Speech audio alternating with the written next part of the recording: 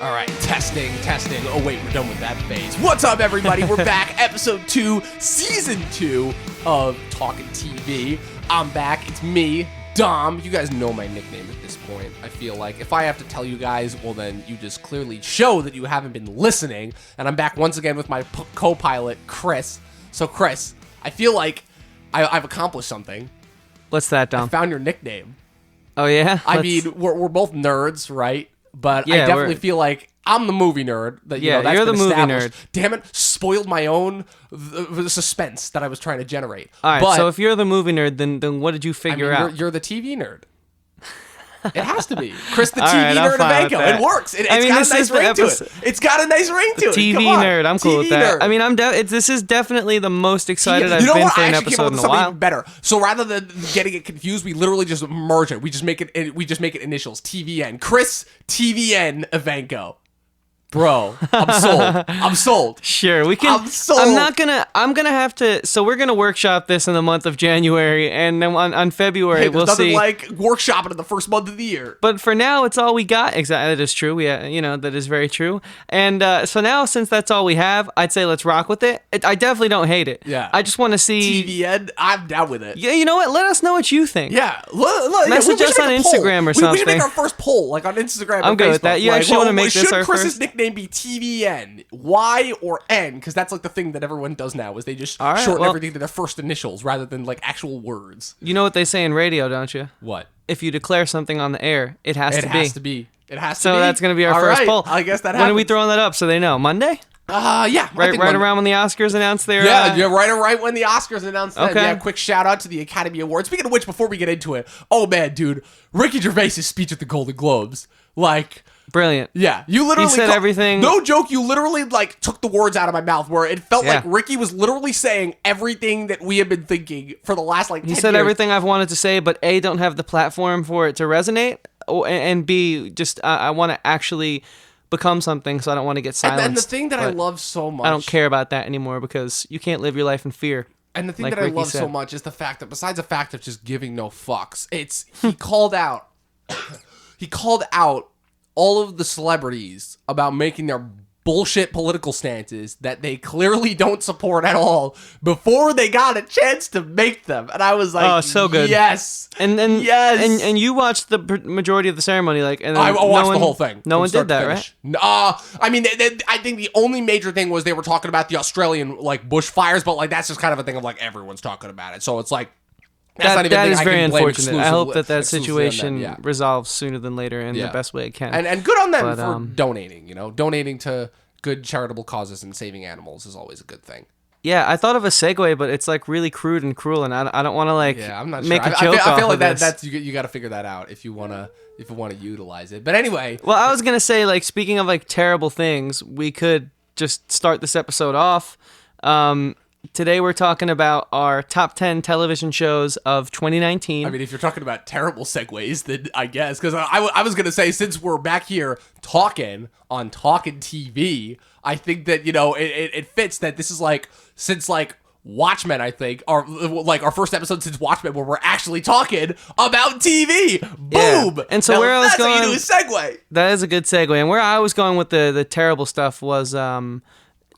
like we could start off with like the stinkers. Like we each picked a show that we thought was just god awful. Yeah. So basically, here's what we're going to be doing today. Just so everyone knows, we're going to start off with the worst show we saw this year. And keep in mind that every show we're talking about is a show that either had a season air or debuted in the year of 2019. Absolutely. This isn't something we watched from 2017 in 2019. It's something that came out in 2019. So we're going to start off with.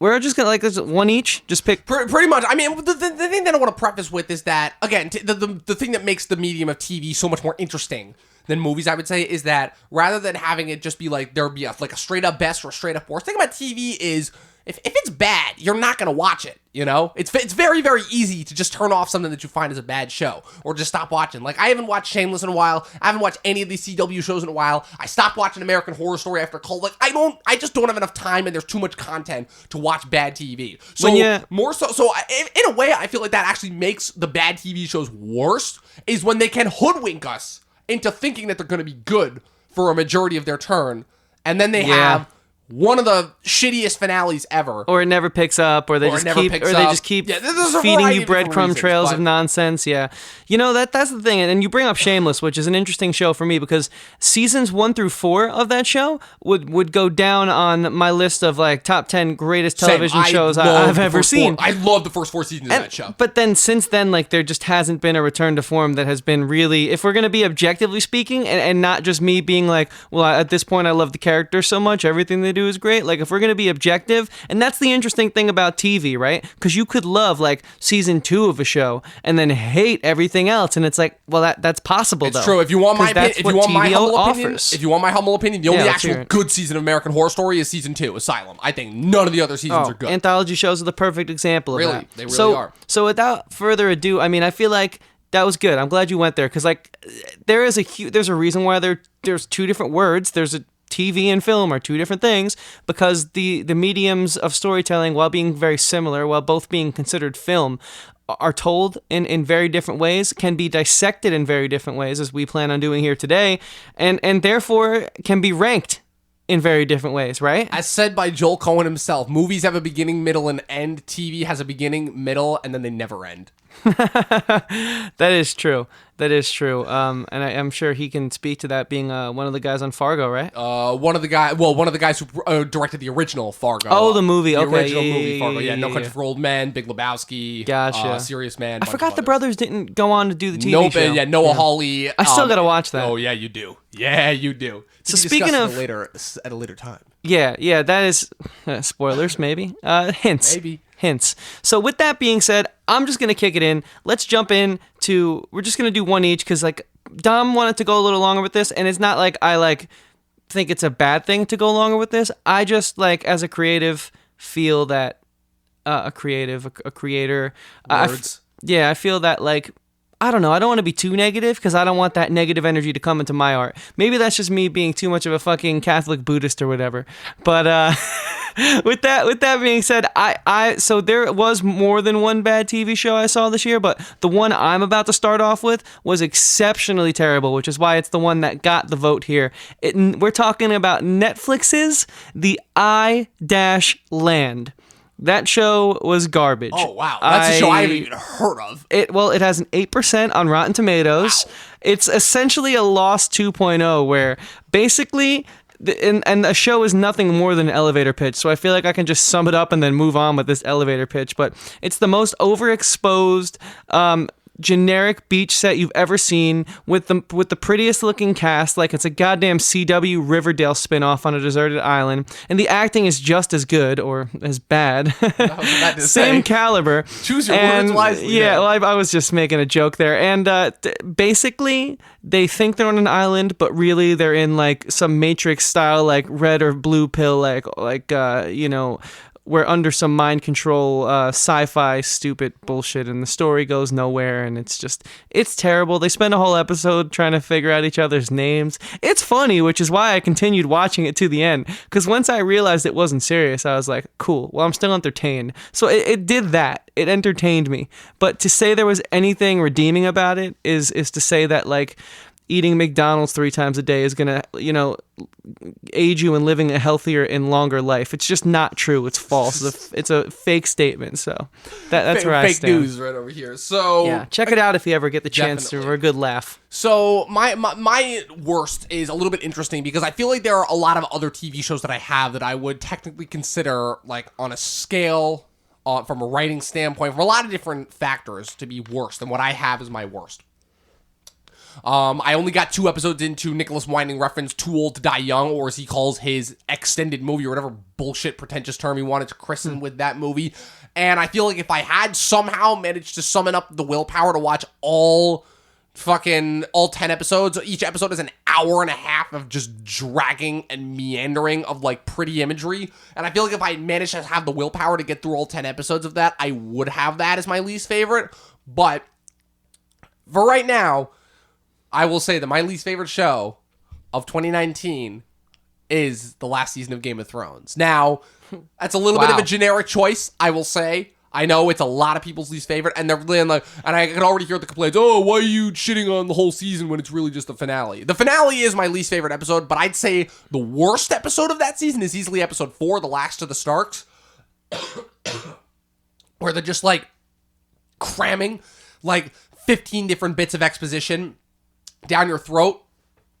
But I would just say that the reason why, and taking aside all the production stuff, all the bad writing stuff, and there was a lot of bad writing this season, just rewatching it, it's like, I'll tell you what it was. It was not the fact that it was just an overall bad season of television, which it was. It was the fact that it had so many interesting ideas. Like, we're talking about a show that was constantly able to one-up itself with each preceding season. And that's something that, again, is one of many, many different things that made Game of Thrones as special as it was. But what killed me is the fact of these guys went out of their way to not only introduce one of the most fascinating plot elements ever with the turn of Daenerys, but to do it in such a rushed, half-baked way that once again showed their hand for what it really is, which is that only to introduce it for shock value's sake. And for no other reason, not to add anything interesting, because they knew they had to wrap it up in the next episode. It's like, it was just the ultimate sign of just done giving a fuck. And it's the same thing that I'm going to attribute to the DC movies, which is where it's one thing when behind-the-scenes production problems are a thing. We all know it. Everyone who is on the internet knows that that's a thing. But it's when it's so blatantly obvious in the final product. That being Batman vs. Superman, Suicide Squad, Rise of Skywalker, Justice League, to name a few examples. When it's the behind-the-scenes problems are so goddamn obvious in the final product, that to me is the sign of a truly bad season of a TV show. And we're talking about a show that I hailed as the defining show of the decade. Like, I think they can still be both, though. Yeah, I would still hail this show as being the defining show of the decade. Like, just objectively speaking. Yeah, but before we jump into it, the honorable mentions, I do have to say two things. I think that just because you're not a big Starbucks fan, and we know that Starbucks catered the last season of Game of Thrones, doesn't mean you have to put it down that hard. And no, seriously, dude. I mean, like, I get it. You have an aversion for coffee. It's fine. I don't drink coffee. I think caffeine jitters. I'm just trying to give you a tip as like critic to critic, you know? And then the other thing is, man, it's just like, I mean, come on, dude. Who didn't love the whole scene of them sitting around the fireplace and talking for 15 minutes before something happened? What I'll give you is that scene is legitimately might be one of my favorite Game of Thrones moments ever. I have rewatched the Long Night episode probably more times than I've rewatched any individual episode of television. But there really wasn't any other season of TV that was worse than that. Nope. Like, not that I watch in its entirety. It's, to tell you if it's in my top 10 or not, keep listening. But what I can say is that it certainly was not my worst show, as you just heard. The amount of problems that I had with this show was not equaled by any other season of television that I watched in its entirety for this entire year. And don't get me wrong, there are definitely still a few stinkers that I have. You can't blame the creative team. They were just in film school. Granted, it was the most expensive film school, as they've said many times, but this is literally a student production, as we've recently learned. So I think you're being too harsh on them. The defining show of the decade was a goddamn fucking film school experiment. Oh my god! What does that say about us, the people? What does that say about us, the people? Admitted it. They actually admitted to it. I mean, what can you say from the Academy Award caliber writer of X-Men Origins Wolverine and Ender's Game, fucking taking over this project with his idiot friend who should be kissing his partner's feet that he has a goddamn job. But yeah. Well, I'm a guy who plays guitar. I still love how Game of Thrones even managed to take up a chunk of this episode, considering how bad that last season was. That is a testament to the show's impact. Yeah. And with that being said, I'd love to move on to some shows that did have an impact on us, but just weren't able to make it into our top 10, but we would be remiss, and I hope I speak for both of us when I say we didn't bring them up right now. Definitely. Okay, so Dom, why don't you start us off with this one, then I'll back clean up on this. Yeah, so like I said, I watched a decent amount of shows this year, like so much to the point where it's like half of them that didn't even make my honorable mentions. Like, it's just like really disappointing that they couldn't. Like, so just for a fun fact, so the third season of Stranger Things, if I'm getting that out of the way, I did not have that as an honorable mention. Wow. But I also wanted to give a shout out to a few things that didn't, real quick. His Dark Materials, the adaptation of the first book of Philip Pullman's trilogy that became the Golden Compass film in 2007. Not the best show, but I enjoyed it for what it was as an adaptation. The second season of Big Little Lies for a sequel to a miniseries that really was never warranted and was completely pointless in its existence. I thought it did a pretty good job. The fifth season of Black Mirror, those 3 episodes, I thought that season did not get enough credit for continuing the Black Mirror universe and mythos in its, in its continued examination of our society's obsession with technology. And also another show that I quite frankly don't think gets enough love in general is the second season of On My Block, which I think was a continuation of a very interesting and really funny, awesome kind of throwback to those like kind of teen shows. But the thing that I will constantly give this show credit for is not being afraid to go to those certain areas, especially considering the area where these characters live and grow up. So with that being said, let's get into some of my honorable mentions that I have. So I have as my honorable mentions, I'm just going to run through the list. I figure I have the first season of Living With Yourself, the third season of Young Justice Outsiders that premiered exclusively on DC Universe's platform as a throwback to one of my favorite shows growing up that was so unfairly canceled. I loved it, even if it did get a little bit cluttered with the amount of characters that it had. It was a good one. The first season of The Witcher, the final season of Silicon Valley, the third season of Glow, the third season of True Detective, aired all the way back in the beginning of this year, was the show that kicked off this year. And again, a breath of fresh air considering its return to form. An absolutely outstanding performance from Mahershala Ali. And the last of my honorable mentions is Good Omens, which is the miniseries that was an adaptation of Neil Gaiman's book, starring David Tennant and Michael Sheen. Very underseen and not talked about enough. And then my last 2 honorable mentions, oh man, Chris is going to want to murder me once he finds this out, are the final season of Mr. Robot and the first season of The Righteous Gemstones on HBO. Righteous Gemstones was going to be in the top 10 until I saw 2 other shows that ended up knocking it out, and it was really difficult because let me tell you something, for as much as they shit the bed with that last season of Game of Thrones, HBO came to play with the amount of new debut shows that they have this year. And also just in terms of giving a shout out to Mr. Robot for a show that was largely marred by its sequel effort in 2016, I think the amount of love and care and passion that Sam Esmail continued to have for that world and those characters really showed, especially in this last season. I'm disappointed that we didn't get the 2 more seasons as opposed to 1, as Kyle Bradstreet told me at SUNY-Wide back in 2017. Kyle Bradstreet is an executive producer on the show, but for how this show managed to send off its world and its characters, I thought it did an absolutely beautiful, exceptional job. Very cool. No, I'm a little surprised Mr. Robot's not in your top 10, but that must mean that some of the shows that you've been hyping up lately, which I will now not reveal, knowing that they will be in most likely in your top 10 of the year, must be worth a grain of the salt. So jumping in to my honorable mentions, I'm just going to start off with a show that maybe had I had enough time to sort of simmer with and sit and think on, would have shot its way into my top 10 list, but also maybe not, because for as good as it was also really corny and kind of stupid. The Witcher. I'm curious to see where this one goes. Clearly, it is not the Game of Thrones killer, as Game of Thrones we saw killed itself, but it was still a good watch nonetheless. I'm going to throw an animated one in the hat here. Castlevania is a Netflix adaptation of a classic video game series, and I'd never played the video game series, but the show's delightful, the voice acting's great, the animation is almost like an entire homage to Disney's Gargoyles, a show that I very much so enjoyed as a little kid, but with that crisp, modern touch of a hand-drawn animated show. So that one's really worth watching if you're feeling something a little silly in the line of vampires trying to take over humanity. And it's it's good. Silicon Valley, you've heard our episode on it. Unfortunately, wasn't as good enough to land in the top 10, but it was still nonetheless a return to form, and you love to see that as a show with such a tainted history exits the stage. This show, Black Earth Rising, is a John Goodman Netflix original series.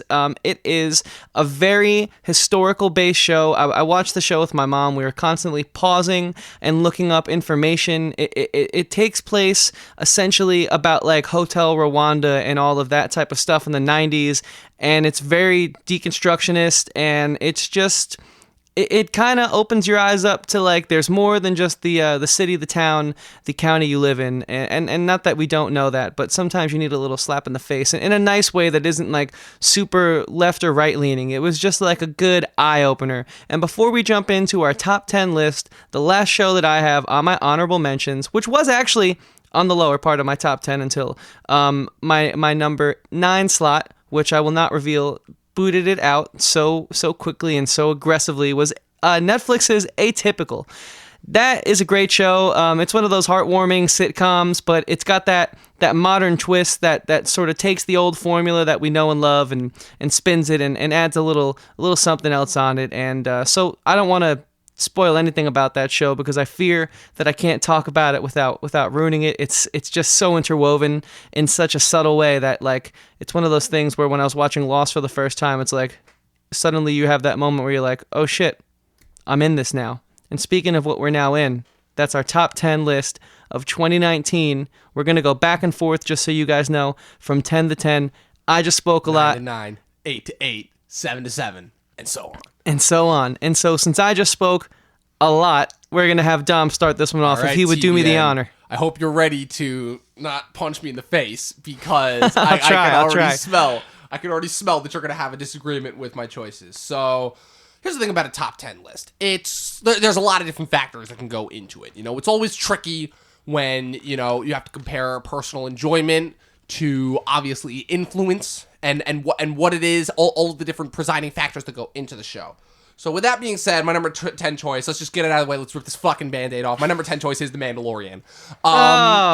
You're kidding me. I'm not kidding. Not at all. Trust me, it was very difficult. It was very, very difficult. But at the end of the day, I'll make this one quick so we don't have to talk about it because we've already talked twice a lot we have, about the first episode. It makes for good conversation. It makes for good podcast. Most definitely. So the thing that I enjoyed about it is that, look, it's no secret that we were both very dissatisfied with how this new trilogy ended and just overall how Disney has been kind of playing us for saps with these last couple of movies.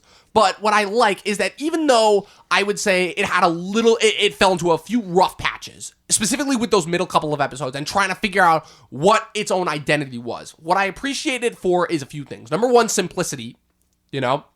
I feel like first off, it's not the type of show that needs to hammer you over the head with a ton of references. It kind of throws you back into the Star Wars mythos in a new era that you haven't explored, while also kind of making you kind of like rekindling what it is that you fell in love with in Star Wars originally. Kind of in a way, I would say being the most faithful to George Lucas's original vision, which is that it's just a Western in space. It's just a Western in space. That's literally it. No Jedi, no mythos, no nothing.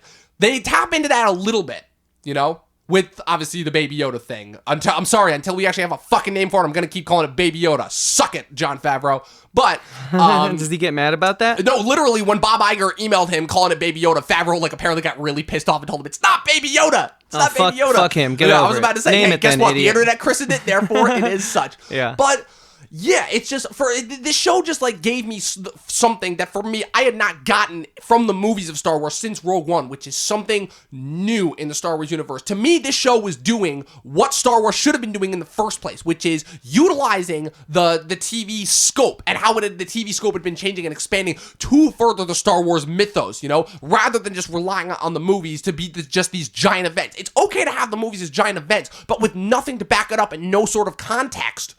That, you know, that they were never going to be as special as they could be. And I feel like this show, with it being simple, a simple character focus, the fact that you were disinvested in a character who, for the majority of the show's run, you don't even see his goddamn face. You're only seeing his voice, you know? I understand, like, a lot of the complaints with how the sets are limited, but to me, at least, I feel like this was a show that, for everything that it could have been, I was very, very impressed with. And to me, at least, this was Star Wars Reborn, something that the Force Awakens kind of tricked me into a little bit. So that's why I have The Mandalorian there. Again, a little bit of blinders on, you can tell. But like I said, I'm not going to shit on something just because the studio that produces it is evil. Because guess what? Favreau and Filoni, they know what they're doing with Star Wars. And I really hope Filoni takes over once Kathleen Kennedy leaves Lucasfilm.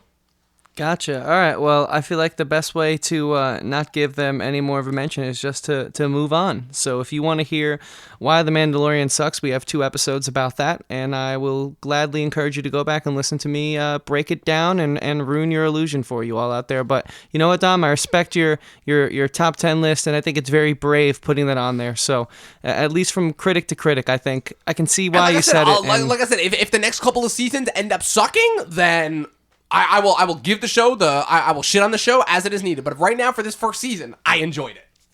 And that's a great way to really summarize how I feel about my top 10 show. It's in its 2nd season, and the 2nd season was even more of a whirlwind than the first one. I'm going to give... The number 10, you mean? Yeah, yes. My number 10 spot, I'm going to give it to Amazon's Jack Ryan. God damn, did I ever think... I always wondered what Jim Halpert did when he was, not in the office. And it makes sense now.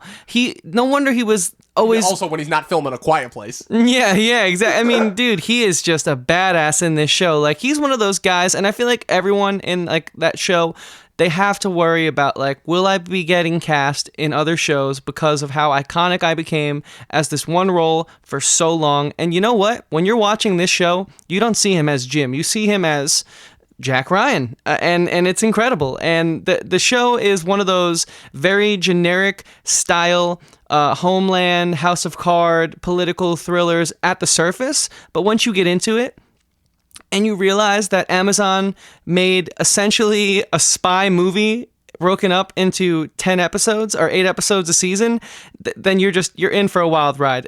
Some of the dialogue's corny, some of the action you've seen before, but you know what? They're doing it so big on television that it feels like a goddamn mini movie each week, and because of that, I gotta say that this show, Jack Ryan, earns my top 10 spot because it is fun, it is entertaining, and number 10. And most importantly, it's different for television. It's different than the other shows in this genre I've seen. It does things on a bigger and far grander scale, and I respect them for taking those risks. It's paying off. So, really? yeah, right. I like Jack Ryan. After that glowing recommendation, I might actually have to watch this show I'm a now. fan. Yeah, I'm a fan. I think the last Amazon original that I watched that wasn't a miniseries was Homecoming, which again another show that talked about veterans with Julia Roberts and Stefan James, fucking pretentious hack. Just say it's Steven. It's pronounced Steven. But anyways, so my number 9 actually bouncing, keeping it on the Amazon train is I would say probably their most groundbreaking original show of this year, which is The Boys. Not the first alternative superhero show that will be on this list, but kind of the first. The next in a long line of subversive superhero properties that came out this year. The thing that I enjoyed so much about the show is that, obviously, besides the fact of it's rated R, it's very entertaining, kind of pulling the curtain back on superheroes, who they really are as people. Obviously, it's statements on corporatization, utilizing these capes in order to blindside us with such iconography that we don't even question the actual things that they're doing, allowing for them to completely, basically do what they want, unhinged, unchecked. And wow, when did I start talking about Disney? Jesus Christ. But yeah, so well done. I would say the only reason why this show is as low on my list at number 9 is because I feel like the show kind of unintentionally, in a way, makes its main villain, the Superman-esque character Homelander, more interesting to me than any of the heroes that we're supposed to be rooting for. As much as I enjoy the cast, and I have to give a shout out to all the cast members, Carl Urban, Jack Quaid, Tomer Capone, Laz Alonso, Anthony Starr, Dominique McGilligan, like all these TV names that we've been seeing pop up in the last couple of years. My problem is that I feel like the main characters, the heroes that we're following, the boys, they kind of fall into those type characteristics, and I feel like the writing for them gets a little bit cliche, and it kind of takes away from something that should be really, really interesting, Like, I'm sorry, but when the actual superheroes who are revealed to kind of be the villains, to me, are more interesting than our main characters, that's a little bit of a problem. Now, I don't fault the show too much for that, because, again, it helps compound it into its own very unique identity, and it kind of goes along with what Point Grey is trying to accomplish with this show. But overall, yeah, The Boys, and a very exceptional superhero property this year. Can't wait to see what they do with season 2, because, oh man, you want to talk about cliffhanger endings. Oh man, without spoiling anything, this cliffhanger ending kind of takes the cake. So that's my number 9, The Boys. Yeah, I don't really have much to say about that at the moment. With At the that being said, I'm going to move into my number 9, which is, Dom, I'd love for you to take a guess at this one, knowing that it's that Canadian show I was talking about. Oh, it's tricky Schitt's Creek. It's No, Schitt's Creek. it is not. Oh, really? Yeah. It's not. I've not seen that show. It is actually a show called Kim's Convenience. Oh, you motherfucker, you fooled me. What You Kim's fooled Convenience me. is, aside from being a ride, is an adaptation of a play of the same name, Kim's Convenience, about a Korean family who immigrates to Toronto, Canada, or as the locals say, Toronto. Trust me, I'm cultured, I know. I just have to put my little American spin on it for all of you out there, just to show you that there's a reason Jack Ryan's in my number 10. America. No, I'm just kidding. Anyways, with that being said, this show does something so well, and that is that it doesn't do anything different than we've seen before. But what it does is it takes that typical sitcom formula, the first generation youth, the immigrant family, and just throws them into our society. It throws them into smartphones. It throws them into dating. It throws them into the girl fighting off traditional marriage, her parents trying to pair her off. She just wants to find love on her own. It throws them into this family who has their firstborn child come over, get arrested, has a bit of a troubled past, and is sort of reformed, and how much of a stain that is on their traditional immigrant family. And it just challenges them in today's modern society. And it's a nice, refreshing look at something that does happen a lot that we don't really hear about, because when do we really focus on like the Korean story, the Korean immigration, and through sitcom and comedy, that's such a great way to explore like other cultures' sort of immigration. And I appreciate it for that, and just the wacky, haphazard zaniness that just occurs throughout the entirety of the show. It's a ride. I laugh out loud throughout the entirety of that show, which I like a lot of comedies, and I like them for many reasons, but it's rare that I laugh out loud on like pretty much almost every episode. So, and number 9 for me is Kim's Convenience. Oh, man, you completely tricked Netflix. me. I thought that you were talking about Schitt's Creek, and that's partly on me. I'm glad I was able to pull one over on you. You pretty much guessed it Hey, in a all. way, I kind of fooled you because you didn't think I was going to put The Mandalorian on my number 10. No, but I didn't. No, it's really tricky, especially to get that zany humor, especially with how like modern day audiences kind of talk down on it. Even though like every single one of them, like we all grew up with Disney Channel, we all had that zany, ridiculous humor that we like to think is shitty, but we still grew up and then we still laughed at it. Talking about segues, because we're actually my number 8 is probably the only kids program that I would say I have on here. And it honestly kind of kills me that this is kind of being shunted to the side, being shunted as animation, as kids programming, because to me, this was probably, don't get me wrong, the thing that I like about 2019 is that after Game of Thrones finished, 2019, specifically with Netflix, really tried to go into it with like this grand fantasy. And even if not all of it worked all the time, I just do have to give them credit for trying. But I'll tell you this much, is that fucking puppets, man. Because my number 8 is The Dark Crystal, Age of Resistance. I was wondering where that would be. You talked about it a lot. Fucking love this show. Now, I know that there are going to be a lot of Dark Crystal purists out there that are going to be pissed. That's just like, oh, this wasn't nearly good. But well, you did your homework, though. You watched the movie, I did too. my homework. I watched the movie. I got a little bit familiar with the lore, so I was basically, what's it called? I was well informed, on the lore, like, of the planet of Ra, the Skeksis and the Mystics and all that good stuff, the Gelflings. And let me tell you something, is that for a 10-episode prequel series, speaking of which, also, you want to talk about a Marvel, the director of all these 10 episodes was Louis Leterrier, and if that name doesn't ring a bell to you guys, that's the director of The Incredible Hulk, starring Edward Norton, and the first Clash of the Titans movie. He directed all 10 episodes of this show, and the direction is very good, but obviously the props go to the Jim Henson department. Jim Henson's daughter, I believe her name is Lisa, continuing the amazing world that are one of the many amazing worlds that her father crafted.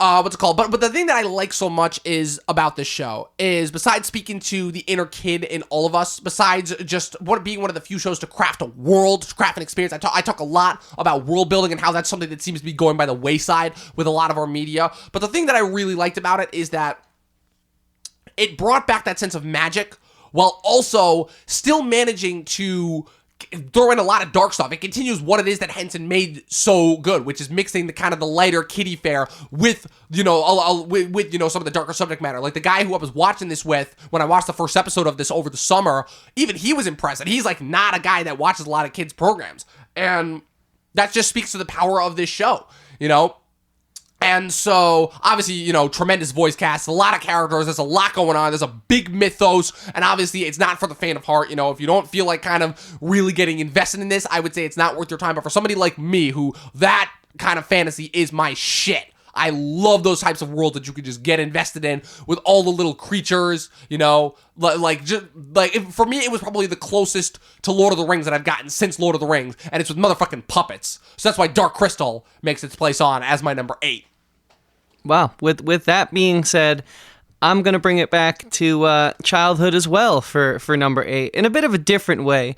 This was a movie that I had skimmed on when I was a little kid, and I remember liking it. It didn't quite resonate with me as much as, like, my parents did their job, right? So they had me watch Rocky, they had me watch Star Wars, they had me watch Goodfellas, all these classic movies when I was a little kid. They sat me down and they were like, you need to watch these films. And I remember hearing my friends, like, play outside on our old house in the Bronx on their scooters, just like scooting up and down. And at first I was always bummed. I was like, damn it, I want to be outside and playing right now. But then I realized, oh, these movies are important. And one of those movies that I watched was a little movie called The Karate Kid. And so when I found out that on YouTube was a TV show that was a smash hit that no one seemed to be talking about, of course, curiosity had sparked my interest. And so I had to watch this show. And okay, it's a web series. I recognize that it isn't the best shot show. I recognize that it isn't the most artistic show on my list. But you know what it did? I binged this show in 2 days. I didn't do only those things in 2 days, but it was so good that I made time to binge 2 entire seasons of this show in 2 days, and no other show on my list pulled me in. So that's what this show did. It pulled me in. It made me feel like a little 8-year-old again, discovering some classic 80s films in a completely new light, and for that, I can't give it enough credit.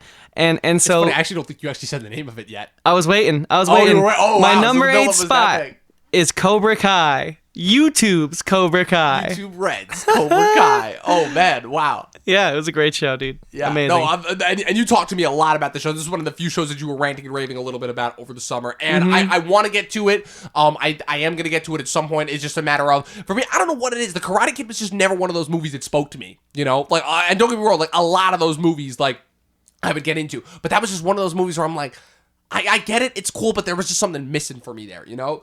There's a lot of movies, man. I get it. There is. It's a lot of movies. So, moving up the list. So, I would say that the other thing that 2019 did excellently, there were 2 things that I think 2019 did excellently when it comes to TV. Number 1 is subversive superhero shows. You know, I talked a little bit about that with The Boys.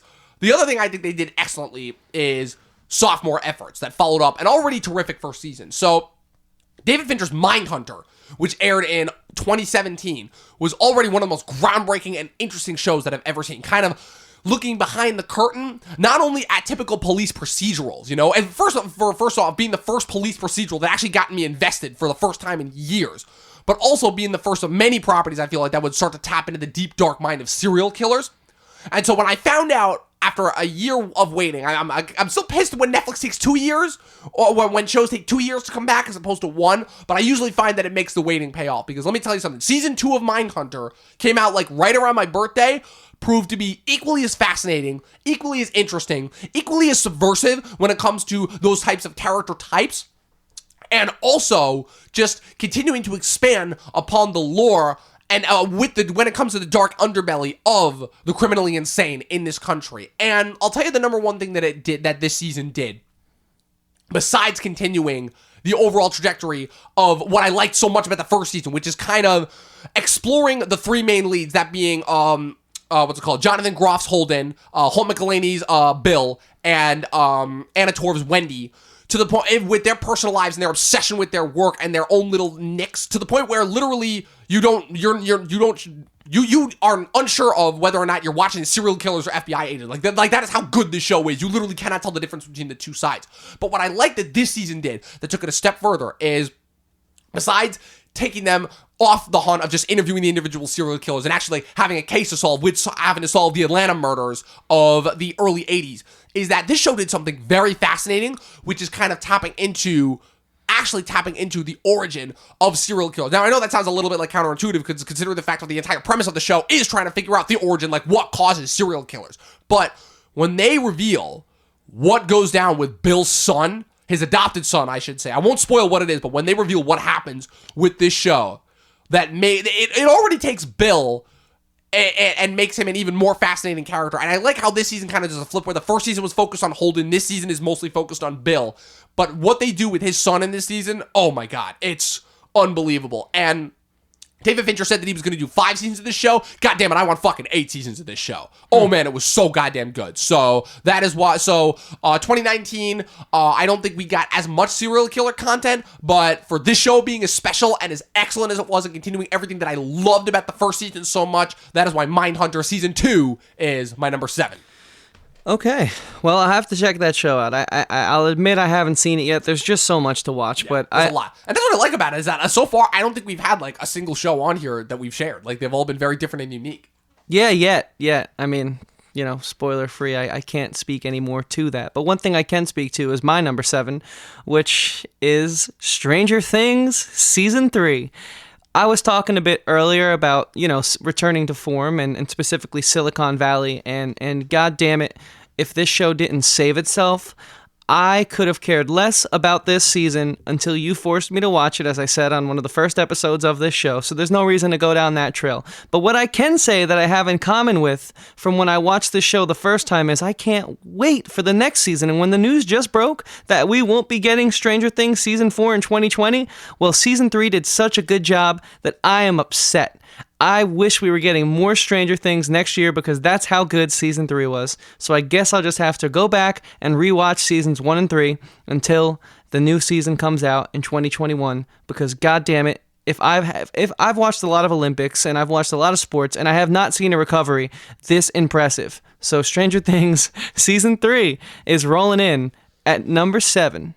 Well, I'm glad that you give that show credit for. See, what you call is taking a few steps forward. I call taking like 3 steps back. I don't remember. hate Stranger Things Season 3, but this was definitely the season where everyone kind of called this season. This was the season for me that was really starting to show the repetitive nature of the show that kind of everyone afflicted with Season 2. I actually enjoy Season 2 a lot. I think it's really subversive in a lot of different ways. But this isn't the Stranger Things podcast. This is the top 10 TV shows. Spoilers, podcast. There will be more Stranger Things podcasts. Yes, there just will. Not right now. Definitely. But so if we're moving on to the number 6 spot, the last one before we break into the top 5 of the show. So number 6, again, this is where we really get into some tough spots because there were some really great limited seasons this year.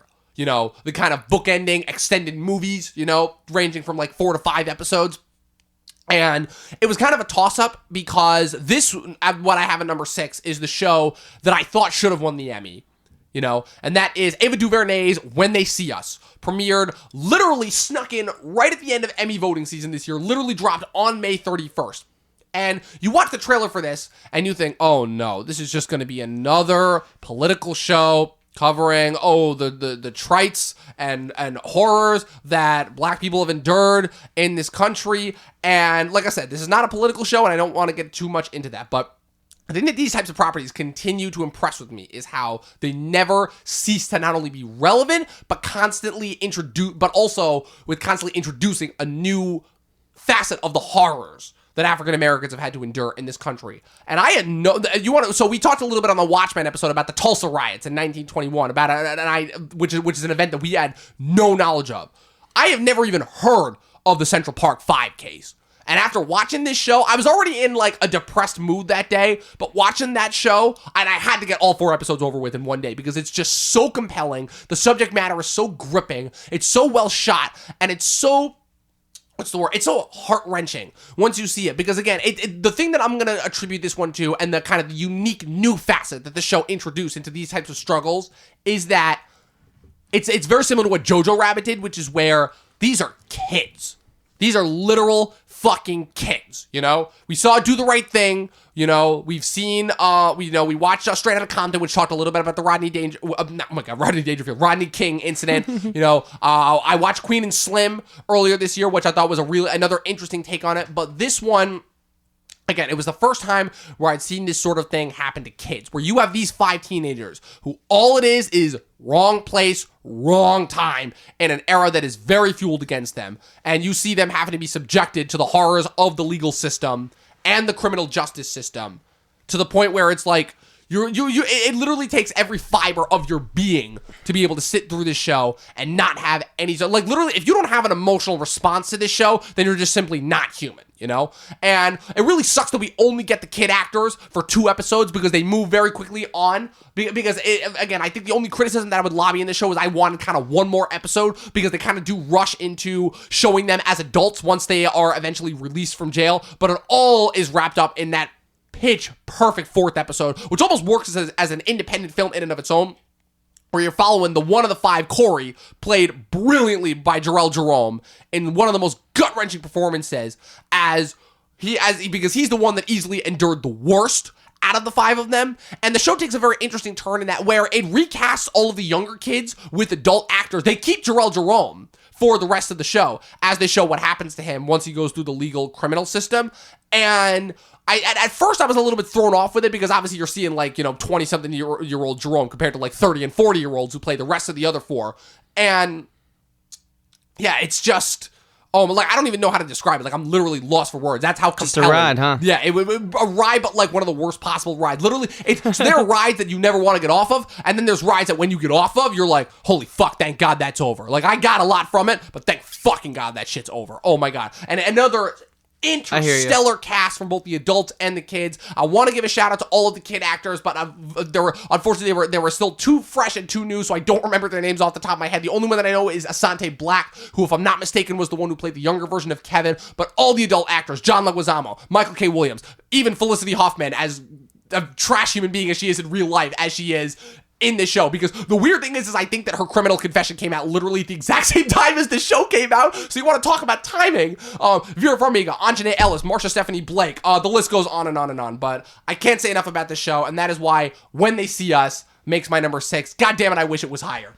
Cool. No, I mean, hey man, I'll have to check it out. Now, my number 6 is a show that, it started off very, very slow, but in a good way. And then it just sucks you in, and it's like when you in a movie you pull the pin out of the there's always the room comes underwater, and then you pull the cork, and then everything starts spinning and swirling, and it goes faster and faster and faster until you just impact, and just everything is just splattered all over the place. And that show is Russian Doll. Great show. Natasha Lyonne is incredible, plays this amazing New Yorker who just takes no shit, and she's just awesome, and the whole show is just awesome. It does tell you that you can teach an old dog new tricks, right? We've seen the Groundhog's Day formula time and time again, but this was a quite a different application, at least for what I've seen from this sort of Freaky Friday-esque style of show, and I hope it gets another season. I don't know if they've determined that yet. I've heard talks of them just capping it out at a limited series, which I think would also serve the legacy of the show, but it's just so good that I would rather see them try their hand at another season just to selfishly get more than preserve its legacy. That's how good this show is, folks. So without any more, spoilers or anything, I just want to say, if you want something that's freaky, that also makes you happy and sad at the same time, and gives you that sort of what the fuck feeling, what did I just watch? Check out Russian Doll on Netflix. Most definitely. I'm not going to talk too much about that because I watched one episode of it. I do want to eventually get back to it because I don't think watching one episode of a show is ever enough to give it credit, when it comes to critiquing. But so if we're moving on, we're in the top 5 now. The top 5 spots. So my number 5. So continuing off of the Mindhunter theme of outstanding sophomore efforts to shows that came out previously. So this was a show that I saw some trailers for back in 2018. I don't remember what the show that I was watching at the time was, but I was watching it in 2018, and I was looking at the trailers. I'm like, this looks good, but I don't know. It feels a little bit too derivative of other stuff that I've seen before. And so I didn't watch the first season at all. Then the second season came out, and my buddy watched it and was like, dude, you have to fucking watch this show. And I'm like, and I watched the first episode, and I'm like, this is good, but I don't know if I'm going to be able to get into it. And as I continued to watch it, I was like, oh no, the show's fucking brilliant. And as the show that I feel like, again, it's really tricky to discuss, or really if any show will be able to fulfill the legacy that Game of Thrones left, because it was just such that type of a show, that type of once-in-a-lifetime shows. But let me tell you something, that I'll be damned if the family dynamics in Succession don't rival the dynamics of amongst many of the royal families in Game of Thrones, because this fucking show, oh man, you want to talk about a show that toes the line between comedy and tragedy. It's some of the most brutally hysterical and just gut-wrenchingly awful things to watch. So it's a show that's kind of based remotely on the Murdoch family, you know, the family that opened and is behind 20th Century Fox. But this show, I feel like, is so much more than that. It is Shakespearean at its best and at its worst.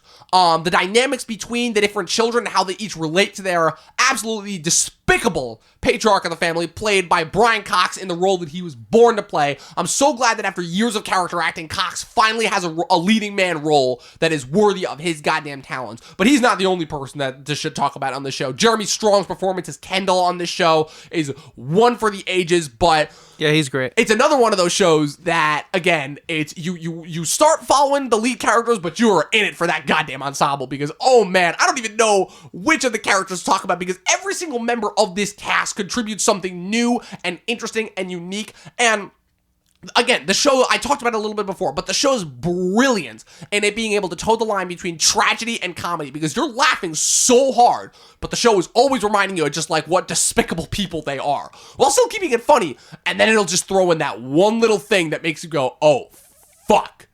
Like, legitimately. And again, coming off of season 1, that finale for season 1 was already gangbusters enough, but what they do in season 2, I wouldn't want to spoil anything, but yeah, no all spoilers. I'm halfway through the first season. All I'm going to say is bore on the floor. Bore on the floor. That's all I'm going to say, and everyone who watched this second season will know exactly what I'm talking about. This is one where if I had to recommend one show from HBO for you guys to watch, and there's a lot to watch, but if I had to recommend one, you know, if you want like a show to keep up with and not a miniseries that's like capped off beginning to end, it would absolutely be Succession, my number 5. Wow. So speaking of second seasons and incredible, comeback efforts after we had an amazing first season, I'm going to go with my number 5 show, which is the second season of It's the End of the Fucking World on Netflix. This is a brilliant show. It's an English show. It's very dark. It's very satirical, but it's also very emotional, and it's just one of those shows that okay, so I'm one of those guys that, like, I like to I like to keep my comedy and I like to keep my drama a little bit separate for the most part, because I usually find that sometimes and most times that gets messy, at least to my taste. But this show can make you laugh and then 5 minutes later have you almost crying, and you're just like, more of both of that. So the ability of this show to do that, also in a show that the average runtime of an episode is 17 minutes, is brilliant. It's peak filmmaking, it's cutting the fat, it's giving you the exact amount of everything that you need, with such an incredibly young cast who I think are all going to go on to do great things. And also, if you watch the first season, like me, you probably thought, selfishly, as I say with Russian Doll, of course I'd love another season, but how do you do that based off the way that the first season concluded? And what I will say is, I would never have guessed in a million years how to write that second season, but god damn it, am I glad we got it. Because this show, the brilliance of this show, is underrated, at least in America. I don't know the impact of the show in England, where it airs on the BBC, and of course Netflix.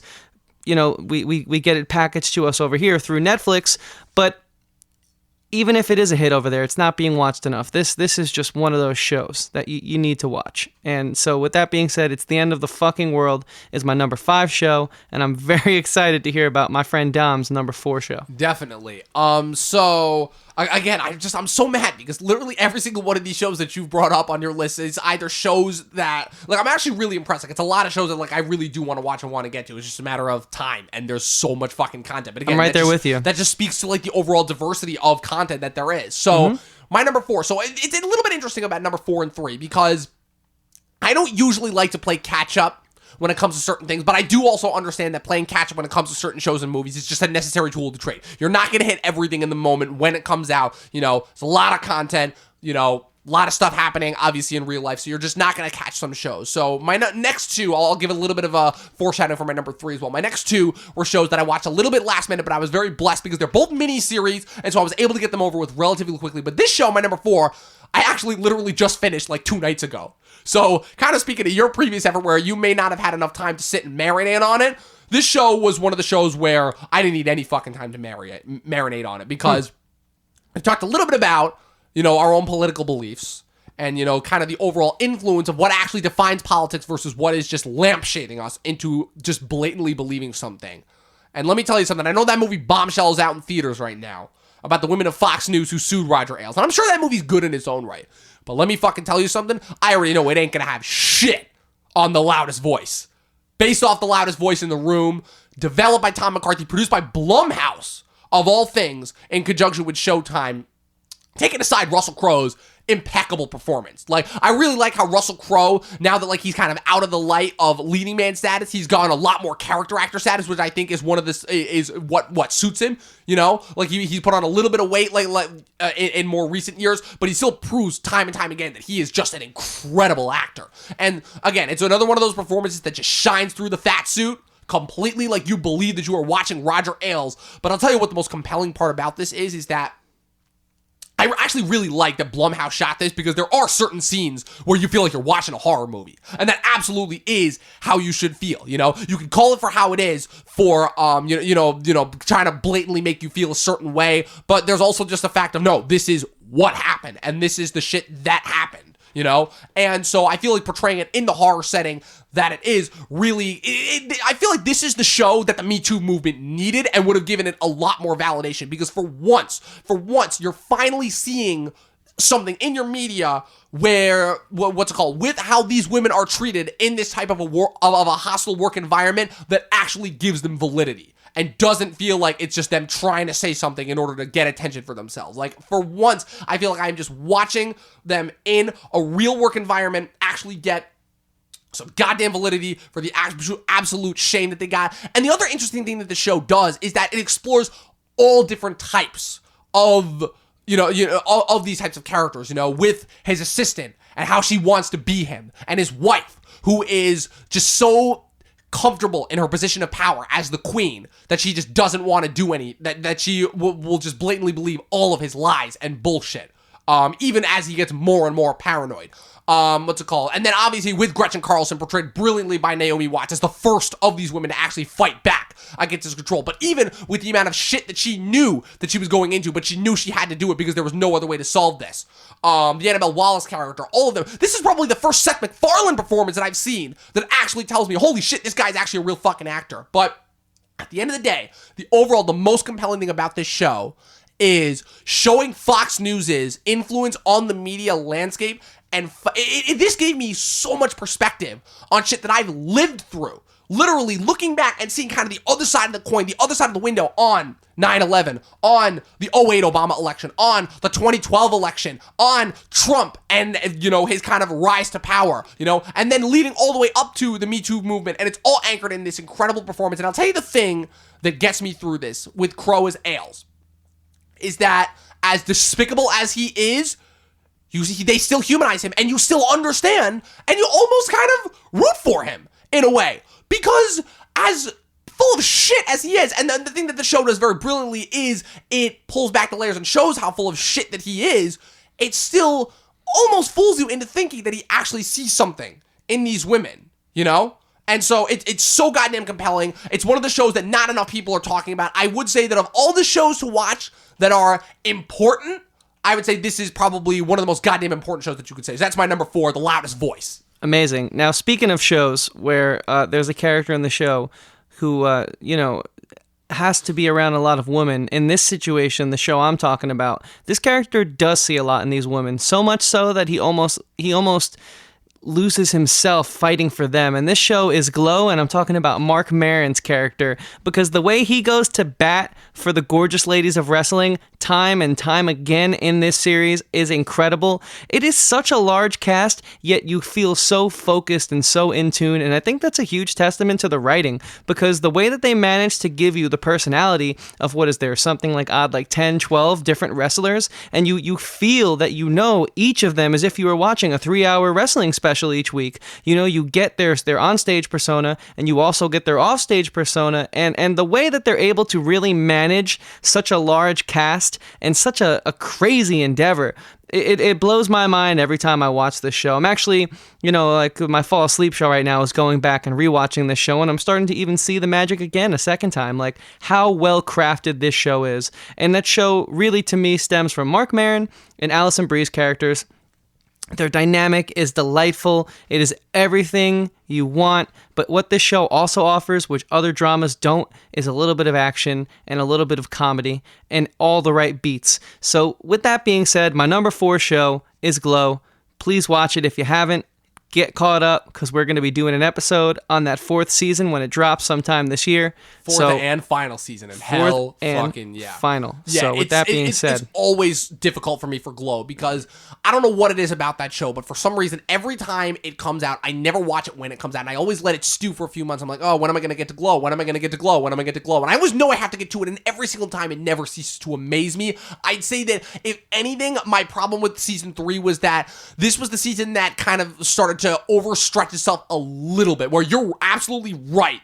The show does an impeccable job of making you feel for every single one of the characters. I just feel like this was the season where things started to get a little bit cluttered, and it started to lose focus just a little bit. Not enough to take away from my enjoyment, but it was something that I did notice a lot. So moving on to... And hold on real quick, I'll give you that.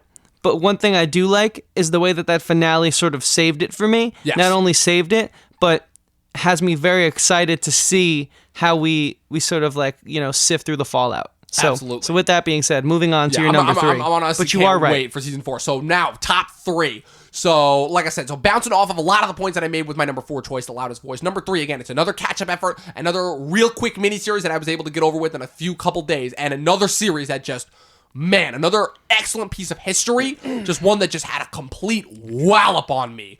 And going back to When They See Us, freaking, I was pissed when this show beat out When They See Us for the best miniseries Emmy, and then I actually watched the show, and I'm like, oh, fuck, this show actually, like, really did deserve it. And that's Chernobyl. I knew it. Developed by Craig Mazin, and holy shit. So, again, another area of history that I always knew about because everyone knows about Chernobyl, but I was just largely unfamiliar with just the overall fallout and impact that it had. And that's what this show does so brilliantly. Continuing, again, what The Loudest Voice did, which is portraying this event as the horror show that it is, in the most realistic sense of, like, what true horror really is. I just love how this show showed how this one event not only erupted as a result of human stupidity and overconfidence, but just how that sense of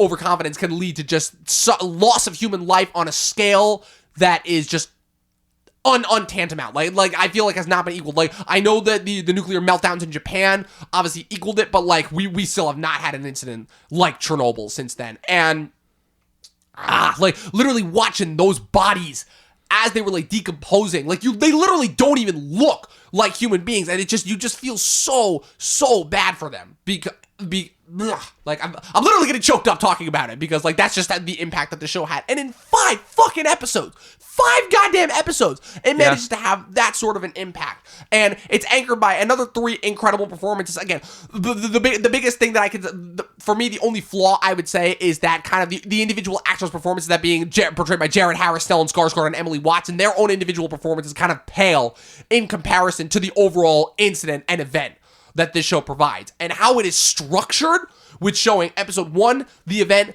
episode 2, the immediate aftermath, episode 3, trying to deal with it, episode 4, making sure that they close it off, and then episode 5, the court trial, and getting to the bottom of what it is that caused it. It's brilliantly started, beginning, middle, and end wrapped up. I feel like this show, above all the other miniseries that I saw this year, included everything that to me is what makes miniseries at this point more compelling about these types of events than movies do. Than I feel like movies did. I feel like you never would have gotten nearly the impact, nearly the amount of effort going into this if it had been a movie as opposed to a TV show. And yeah, like it's one of the few shows that almost made me cry.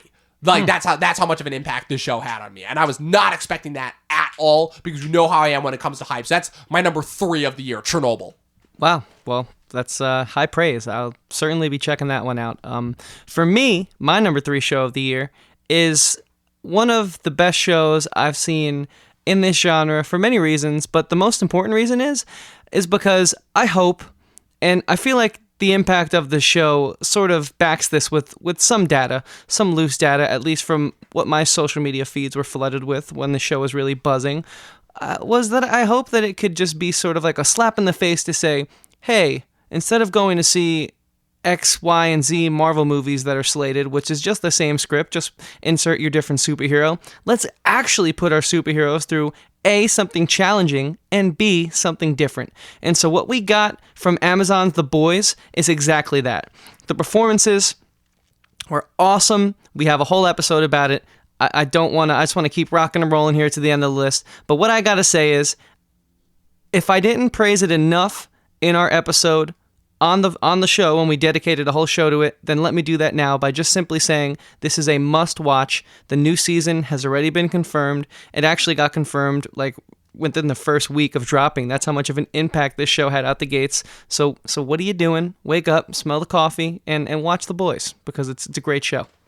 It's a great show. Now, so we each only have 2 options left. Now, Chris, before we started this podcast, I guessed it can only be 2 it shows. Can only be is that 2. What you're saying? It can only be 2. So I think we both gave the opinion that Fuck, you're right. What our number 2 and 1s are. So if that's the case, then if we both have the same number 2 and number 1, then we should just get it out of the way. Let's say it at the same time. Ready? What is your number 2? Ready? 3, 2, 1. Barry. Season 2. Oh no, sorry. Barry's my number 1. Barry's your number 1? Yeah. Oh shit! Oh my god! You did some mind coaxing there. there. Oh my god! I wasn't even trying. We got some inverse there. All right. So if that's the case, then and it's not man, because how do I'm you trying want to be play it? contrarian. It's literally inversed. Well, then I'll just okay. So the reason why Watchmen is my number 2, yes, is because Barry has given me something yet again to look forward to, whereas Watchmen I loved so much, but if we're talking about television, and granted, limited series, they're on both of our lists, and rightfully so, because they still count.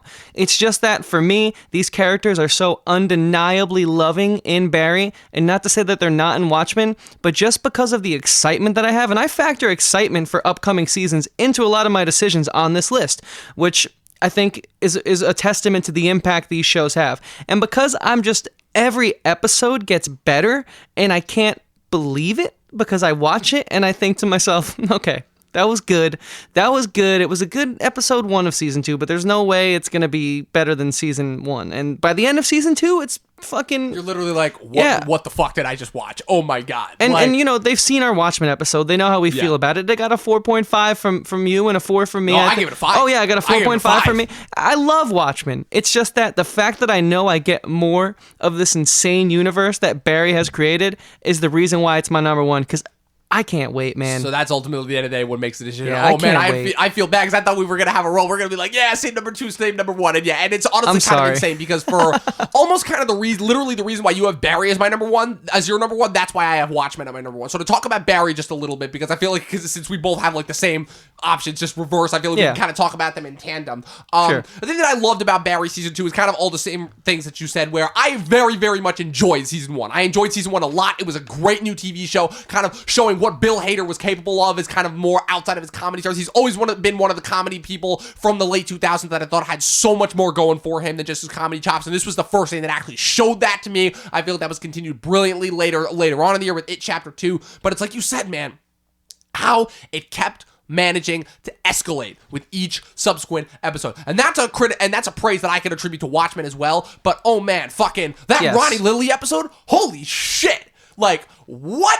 Like, I've seen individual bottle episodes, and then there's that, and then how it manages to continue with the tragedy and the comedy and mixing it together, and how those creators, Bill Hader and Alec Berg, just love each and every one of those characters, like, almost to a fault, in a way, because literally, like, how it ultimately ends, like, I never once thought that I'm like, wait, a show about an assassin turned actor is going to be the next Breaking Bad? What? But honestly, Barry is the spiritual successor to Breaking Bad. I'm not even kidding. Like, I am so excited to see where this show goes. I didn't think there was going to be anything that topped...